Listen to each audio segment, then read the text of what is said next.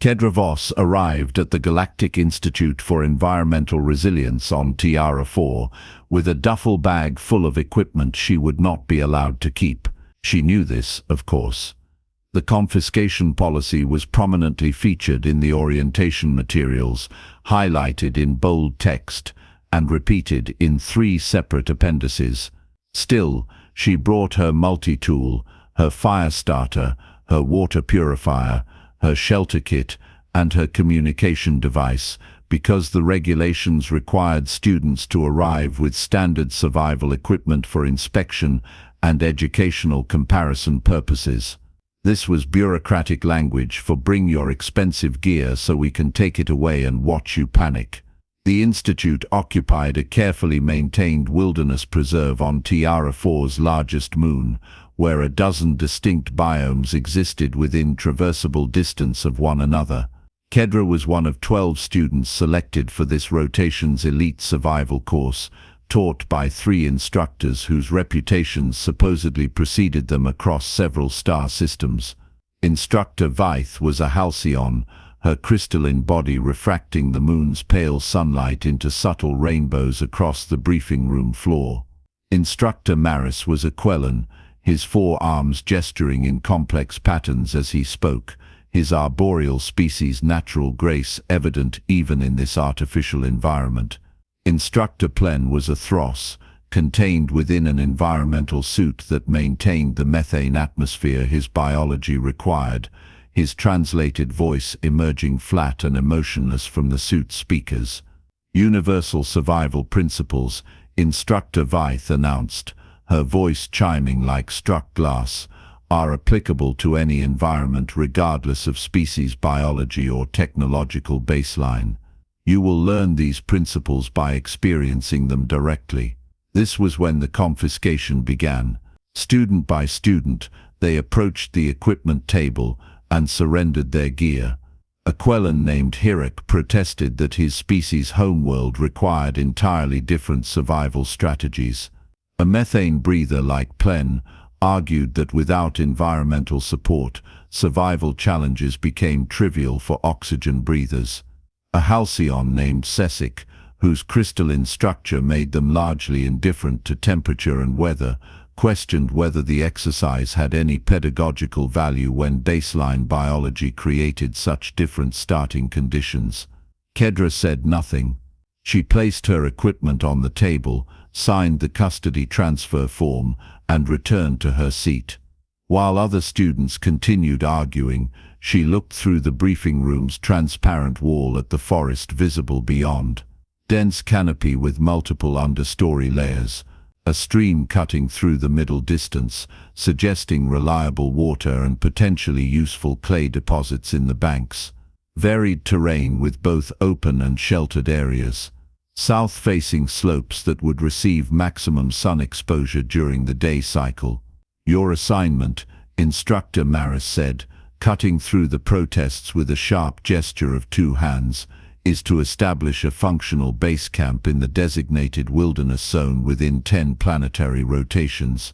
That is approximately 14 of your Earth days, Specialist Voss, and 12.6 standard cycles for the rest of you. You may use only natural resources and your own ingenuity. We will observe but not intervene, except in cases of genuine medical emergency. Evaluation occurs on day 10. Dismissed. The other 11 students immediately began discussing strategies as they left the briefing room. Kedra walked to the edge of the designated zone, stood for a moment surveying the visible terrain, and then began walking. She spent the first 3 days covering the entire assigned territory in a careful grid pattern. The zone was roughly 2 kilometers square, large enough to offer variety but small enough to map thoroughly. She walked slowly, stopping frequently to examine soil composition, identify plant species, and observe animal behavior.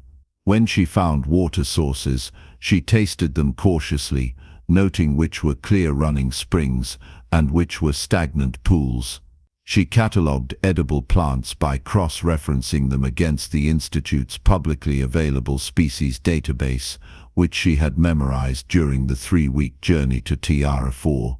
She noted animal trails and scat patterns, observed which areas remained shaded throughout the day cycle and which received consistent sunlight, and tested the soil in various locations by digging small holes with a sharp rock and noting drainage patterns.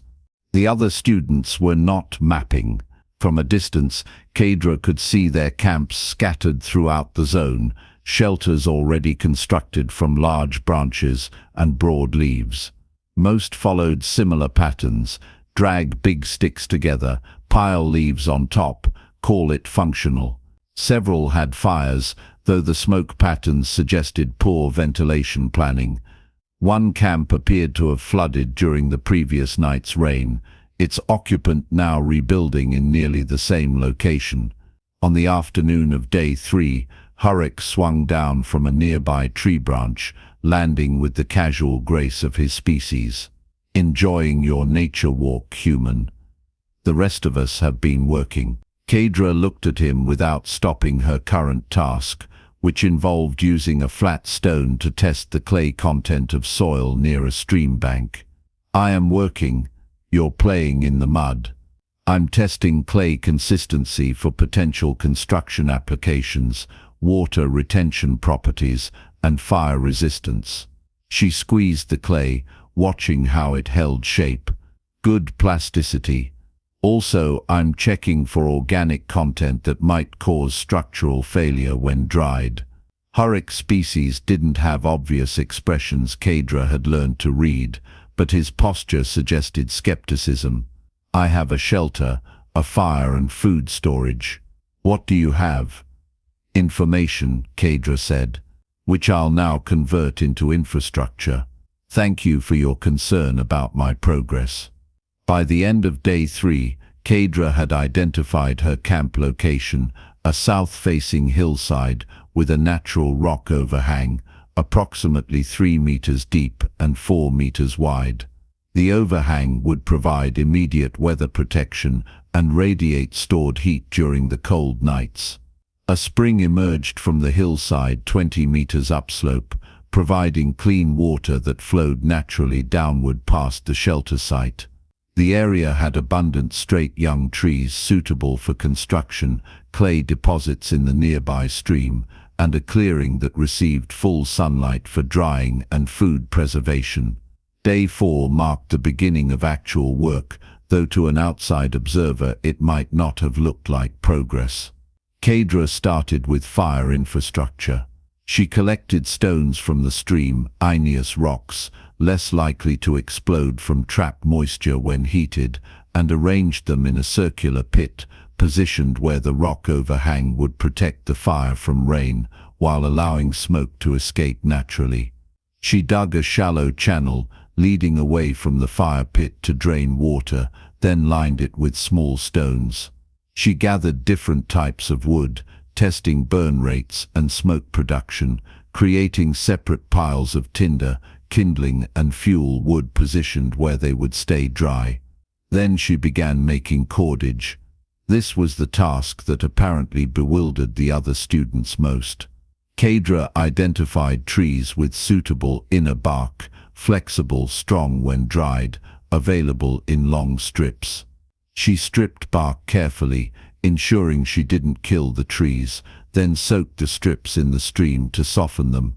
She pounded the bark with rocks to separate fibers, then twisted pairs of fibers together in opposite directions, letting them naturally wind into strong cord through a process humans had been using since the Paleolithic era. The work was repetitive, meditative, and absolutely necessary. It also destroyed her hands, leaving her fingers raw and aching by the end of each day. While she twisted bark into string, other students dealt with their own challenges. Shelters leaked. Fires went out during rain. Food storage attracted scavengers. Sleeping directly on cold ground caused problems for species not adapted to temperature regulation in outdoor environments. A student from a desert world discovered that high humidity caused respiratory distress. Two students got into a territorial dispute about campfire smoke drifting between sites. On day 6, Cesic approached Kadra's camp. The Halcyon's crystalline body refracted the afternoon light into dancing patterns across the rock face. "I'm told you're making string." "Cordage," Kadra corrected, not looking up from her work. Her fingers moved in the practiced rhythm now. Twist and wind, twist and wind. String implies a specific thickness. This is general-purpose cordage. For what purpose? Construction, lashing, traps, fishing line, bowstrings, tool hafting. Approximately 40 different applications, most of which I probably won't need, but several of which I definitely will. Why not simply weave branches together, or use weight to hold structure? Because, Kadra said, pausing to examine a section where the twist looked uneven, branches alone don't create stable joints under stress, and gravity only works in one direction. Cordage allows three-dimensional structural integrity. Also, I assume you don't understand the concept of cold, given your biology, but loose weave branch construction allows wind penetration, which makes sleeping unpleasant for those of us with temperature-sensitive metabolisms. Cesic made a sound that Kadra's translator interpreted as thoughtful humming. "You've done this before." "Not here, but humans developed these techniques over thousands of generations on dozens of different continents. I'm not inventing anything, I'm remembering." By day 7, Kadra had enough cordage to begin actual construction. She selected branches carefully, each piece chosen for specific structural properties, length, diameter, and natural curve. She built an A-frame shelter against the rock overhang, lashing the frame together with her handmade cordage in careful patterns that distributed stress and prevented lateral movement. The frame stood sturdy, resistant to shaking. She created a floor platform, raised slightly off the ground, using flat stones and packed clay, which would prevent ground moisture from wicking into her sleeping area, while also providing thermal mass to retain heat from the fire. The roof took most of day 8. Kadra thatched it using long grass woven in overlapping layers at a steep angle, 60 degrees by her estimation, that would shed rain rather than absorb it. She used clay mixed with grass as caulking for gaps, creating a weatherproof seal.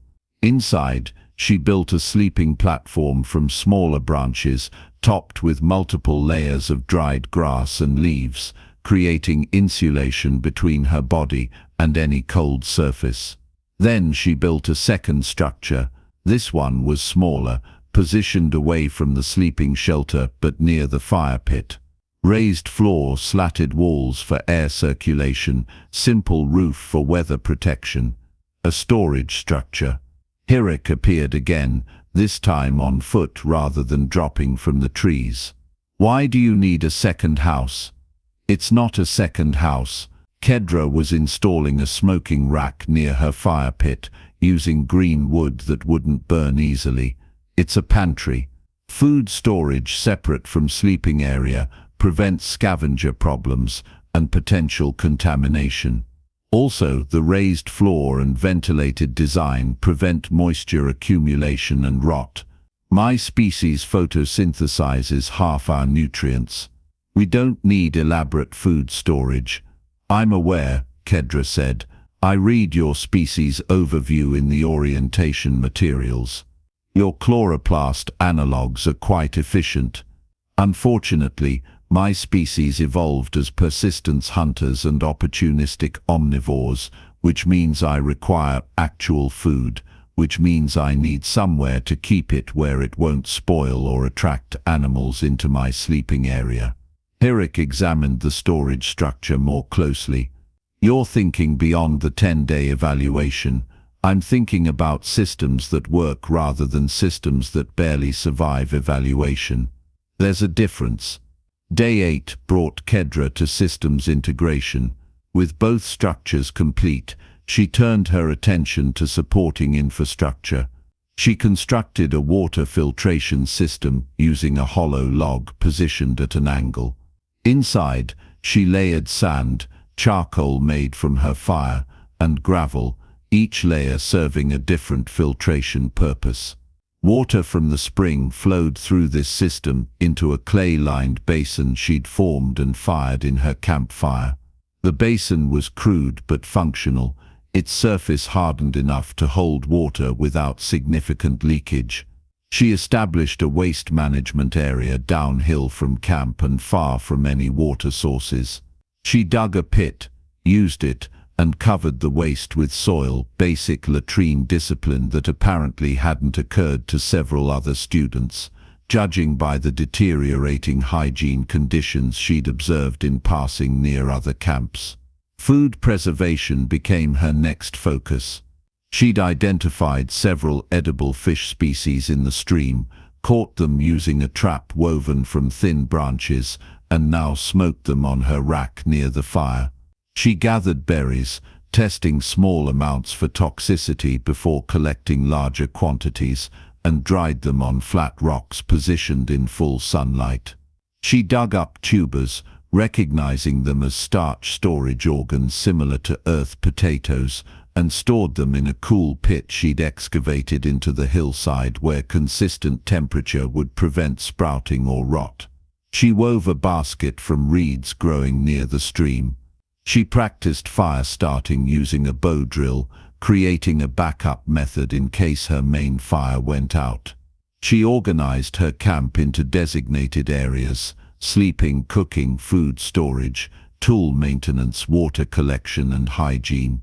Each area served a specific function, and the layout prevented cross-contamination while maintaining efficient workflow. Other students' camps, from what Kedra could observe during her occasional walks to gather resources, were chaotic by comparison.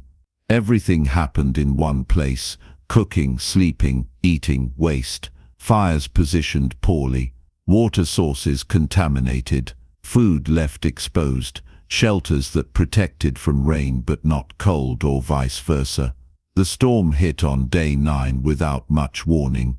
Tierra 4's weather patterns were apparently less predictable than Earth's, or perhaps the monitoring equipment simply hadn't provided detailed forecasts for wilderness zones. Either way, the rain arrived suddenly and heavily, driven by winds that bent young trees and turned the stream into a churning rapid.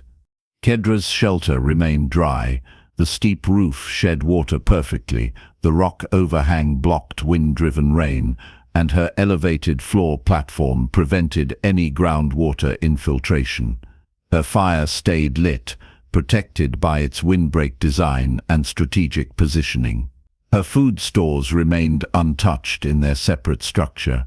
She sat in her shelter, comfortable and warm, and used the time to repair sections of cordage that were beginning to fray. From elsewhere in the zone, she could hear sounds suggesting other students were having different experiences. Something crashed, possibly a collapsed shelter. Someone shouted in what her translator interpreted as frustration. She considered going to offer assistance, then decided that these were supposed to be survival specialists learning important lessons. Sometimes the lesson was plan better. The instructors arrived on day 10 for evaluation.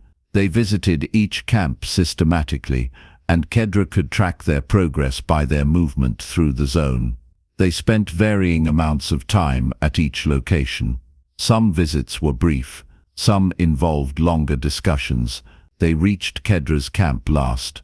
All 3 instructors stood at the edge of her organized space, and she saw them taking in the layout: the sturdy shelter with its weatherproof roof, the separate storage structure, the smoking rack with preserved fish, the water filtration system, the designated work areas, the maintained fire, the absence of mud or chaos or improvisation gone wrong. Instructor Vaith approached the water filtration system first. She examined it in silence, then activated a handheld scanner. Clean, No bacterial contamination, no parasites, no toxic mineral concentration. This would produce potable water indefinitely given maintenance. Instructor Maris tested the shelter structure, pushing against the frame with 2 hands, pulling with the other 2. Nothing moved. He climbed onto the roof. It held his weight without creaking. Load-bearing capacity exceeds requirements. This structure could last months, possibly a full seasonal cycle. Instructor Plen's translated voice came flat as always. Food stores show preservation techniques: smoking, drying, cold storage. Estimated caloric content exceeds 3 weeks of normal human metabolic requirements. Waste management demonstrates understanding of contamination prevention. Overall camp organization indicates systems thinking rather than crisis response. They consulted among themselves in voices too low for Kedra to hear, though she suspected the monitoring equipment was recording everything anyway. Then Instructor Vaith turned to her. "Specialist Voss, you received the highest score in this course's 15-year operational history. Your camp demonstrates not merely survival, but sustainable habitation. Explain your methodology." Kedra considered her answer. "I didn't invent anything here. Every technique I used was developed by humans thousands of years before my birth. Cordage making, clay processing, smoke preservation, water filtration, structural design, waste management, all of it comes from traditions refined by countless generations who survived without technology. I just remembered what they learned. Your species had an unusually long pre-industrial period." Instructor Maris observed. "Most galactic civilizations develop tool use and technology relatively quickly in their evolutionary timeline. We did," Kedra agreed. "We spent something like 200,000 years being primitively capable. That's a lot of time to develop deep knowledge of survival craft before industry made it mostly obsolete. Most humans never use these skills now, but my family maintained what they called skills insurance, the practice of learning what you hope you'll never need." "Do you hope you'll never need this?" Instructor Plen's translated voice remained without inflection, but Kedra thought she detected actual curiosity rather than routine questioning. "I hope I'll never be stranded without technology," Kedra said. "But hope isn't a survival strategy. Knowledge is." The course continued for another month, cycling through different biomes: desert environment, wetlands, alpine conditions, coastal zones. In each new location, the pattern repeated. Other students rushed to immediate solutions: build shelter fast, establish fire, secure food. Kedra spent time observing, mapping, understanding the specific challenges and resources each environment offered. In the desert module, she built a solar still for water collection and a shade structure that created comfortable temperatures despite brutal daytime heat. In the wetlands, she constructed a raised platform camp that kept everything dry while providing access to abundant fish and waterfowl. In the alpine environment, she created a snow shelter with proper ventilation to prevent carbon dioxide buildup, and a stone wall that reflected heat from her fire back into the living space. She didn't win every individual challenge. Cesic's crystalline biology gave them significant advantages in extreme temperature environments. Hirek's climbing ability and strength made vertical terrain easier to navigate. A silicon-based student named Drex could process minerals directly, eliminating entire categories of resource challenges. But Kedra's camps were consistently the most sustainable, the most organized, the most likely to function long-term rather than merely survive short-term evaluation. By the final module, several students had begun asking her questions. How did she know which plants were edible? How did she make fire without technology? How did she design structures that stayed dry? She answered freely, though she noted with dry amusement that humans had spent thousands of years developing this knowledge, while most of their species had spent those same millennia already living in climate-controlled habitats. "You had time to learn," Cesic observed during one of these discussions. "My people went from stone tools to fusion reactors in 8,000 years. Yours took 30 times longer." "True," Kedra said. "We were slow, but slow has advantages. We learned deeply before we forgot what we'd learned." The final evaluation took place in the Institute's main auditorium. All 12 students presented their experiences. Most focused on the challenges they'd overcome, the shelters they'd eventually stabilized, the food sources they'd identified, the techniques they'd developed through trial and error. Kedra's presentation was different. She talked about observation periods that other students had called wasteful. She discussed systematic mapping while others built shelters. She explained why she'd invested days in making cordage instead of rushing to construction. She described how each camp she'd built incorporated lessons from thousands of human generations, none of which she'd invented, but all of which she'd remembered. Instructor Vaith stood during the question period. "Specialist Voss, this course may require restructuring. The confiscation approach is designed to separate students who know tools from students who know principles. You appear to have demonstrated that the gap between those two categories may be wider than our curriculum assumed. The gap is exactly what you designed the course to reveal," Kedra said. "Tools break. Technology fails, but understanding persists. The confiscation doesn't separate students from tools, it separates students who know tools from students who know craft. That's the point, isn't it?" "It is," Instructor Maris confirmed, though we expected more students to demonstrate craft rather than panic. "Panic is what happens when you lose something you depend on," Kedra said. "If you depend on tools, you panic when tools disappear. If you depend on knowledge, you just start working." The ceremony concluded with individual recognitions.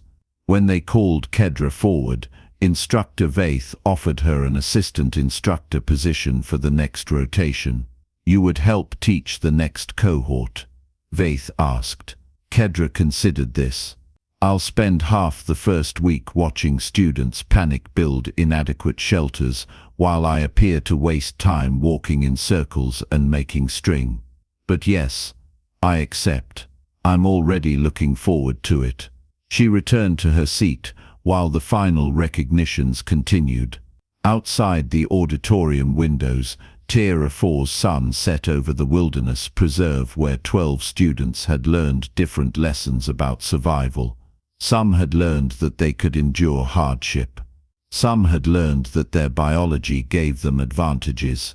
And one human had learned that sometimes the slowest species to develop technology knows the most about living without it, and that knowledge, properly remembered and carefully applied, builds camps that last long after the evaluation ends.